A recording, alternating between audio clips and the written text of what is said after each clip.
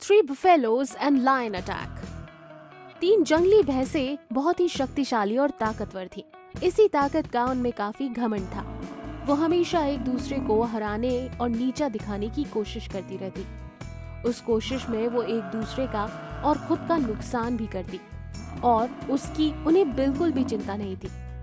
पर इन सब से एक भैंस अब काफी ऊब चुकी थी। बहुत हो गया यार ये झगड़ा। हमेशा एक दूसरे को हराने में हमारा पूरा दिन बीत जाता है।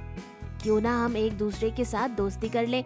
अगर ऐसा करेंगे तो हम मजे से अपनी जिंदगी बिता सकेंगे।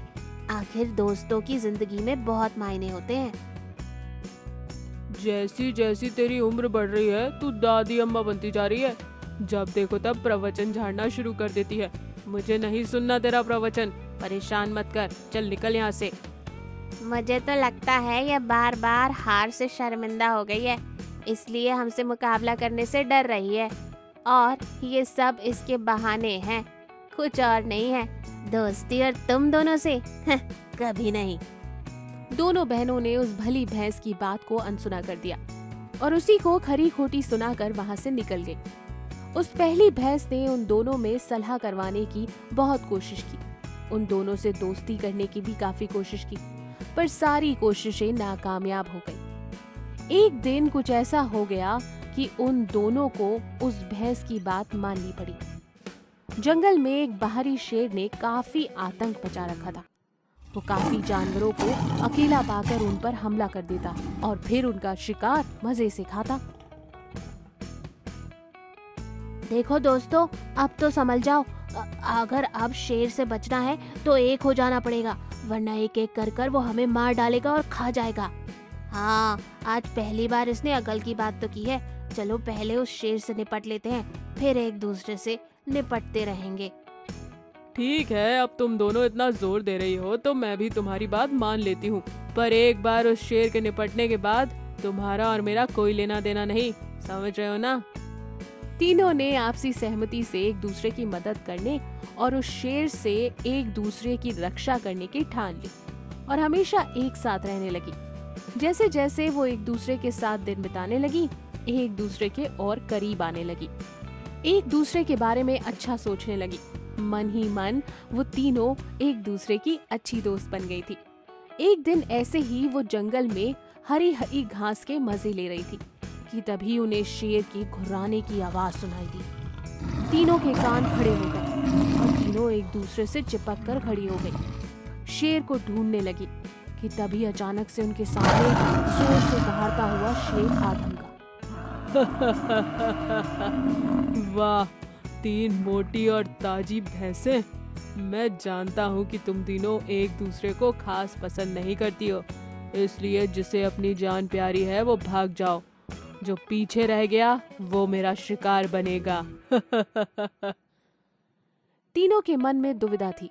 तीनों को लग रहा था कि शायद बाकी दो उनकी मदद के लिए वहां नहीं रुकेंगे, इसलिए तीनों जहां थे वहीं से अपनी जान बचाने के लिए भाग गए कि तभी दूसरे नंबर की भैंस को शेर ने एक बड़ी सी छलांग लगाकर लपक दिया। भैंस के चिल्लाने की आवाज पूरे जंगल में गूंज उठी, जिसे सुनते ही बाकी की 2 भैंसें वहां पर ही रुक गई और उसकी जान बचाने के लिए वापस उसकी तरफ मुड़ी। मुसीबत में फंसी भैंस को उन दोनों भैंसों का वापस आना बड़ा हैरानी की बात लगी। तुम दोनों यहाँ वापस क्यों आई? भाग जाओ यहाँ से, वरना ये दोस्त तुम्हें भी खा जाएगा। ऐसे कैसे? यहाँ हम तुम्हें छोड़कर नहीं जाएंगे। 1 से भले 2 और 2 से भले 3, हम तीनों मिलकर इस शेर से मुकाबला आसानी से कर सकती हैं। अब बातें ही करोगी या इस शेर को सबक भी सिखाओगी? चलो। दोनों ने मिलकर एक साथ शेर पर हमला किया। उन भैंसों की नुकीली सींगों से शेर को चोट लगी और वो बुरी तरह से घायल हो गया। उसने उस भैंस को अपनी पकड़ से आजाद कर दिया और उन दोनों भैंसों का सामना करने के लिए तैयार हो गया। पर अब सामना 3 शक्तिशाली भैंसों के साथ था। तीनों ने उस पर बड़ी ही तेजी से विशाली वार किए। एक साथ तीनों के वार होने की वजह से शेर को संभालना मुश्किल हो गया। उसे संभालने का मौका ही नहीं मिला और वो बड़ी मुश्किल से अपनी जान बचाकर वहां से भाग निकला। देखा, मैंने कहा था ना, हम तीनों अगर साथ रहेंगे तो जिंदगी और आसान हो जाएगी। हाँ हाँ, बस बस, बहुत हो गई खुद की तारीफ। वैसे मैंने तुम दोनों से उम्मीद तो छोड़ ही दी थी। पता नहीं अगर मैं तुम्हारी जगह होती तो वापस आती। नहीं, तुम दोनों ने मेरे लिए जोखिम उठाया है। आज से मैं तुम्हारी पक्की वाली दोस्त। अब तुम कितना भी मुझे दूर भगाओ, मैं तो तुमसे चिपकी ही रहूंगी। तीनों एक साथ हंसने लगते हैं और एक दूसरे से प्यार से गले लगते हैं। इस हादसे के बाद तीनों हमेशा हमेशा के लिए साथ रहने लगी और एक दूसरे का ख्याल रखने लगी। किसी ने सही कहा है दोस्तों, अगर जिंदगी में किसी hungry lion, clever cow and goat. गाय अपनी ही धुन में अपने घर लौट रही थी। बड़ा ही सुहाना मौसम था।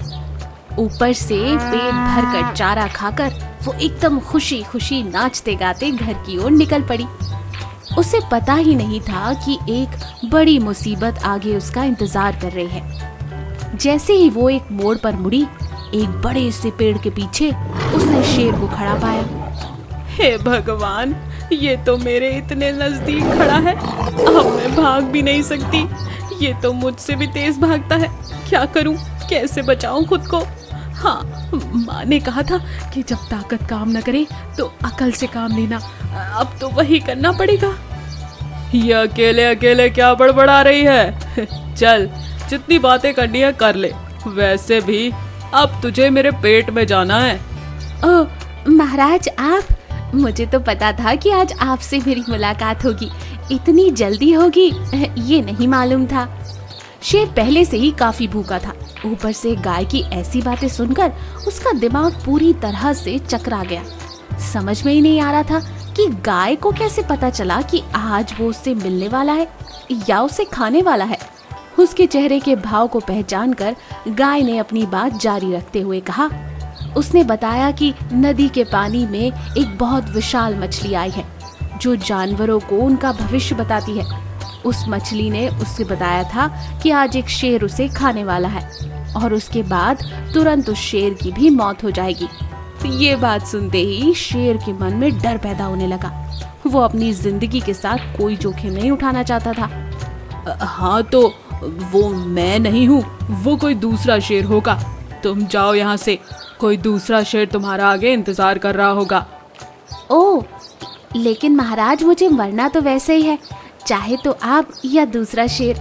खुशी तो मुझे इस बात की है कि आप तो बच गए कम से कम। चलो मैं आगे वाले शेर से मिलती हूँ। अपनी गर्दन नीचे कर कर मासूम सा चेहरा बनाकर गाय वहाँ से निकल पड़ी। उसके मन में लड्डू फूट रहे थे, पर वो शेर के सामने ये जताना नहीं चाहती थी। खुद की अकलमंदी पर खुश होकर वो वहाँ से निकल पड़ी और घर जाते ही उसने पूरी कहानी अपने पड़ोसी नन्ही बकरी को सुनाई और उससे भी समझाया कि अगर ऐसी मुसीबत पड़े तो अकल से काम लेना। वाह, तुमने तो कमाल ही कर दिखाया दीदी। अब मैं भी बिना डरे ऐसे ही शेर का सामना करूंगी। वैसे मैं अब जंगल की ओर जा ही रही थी।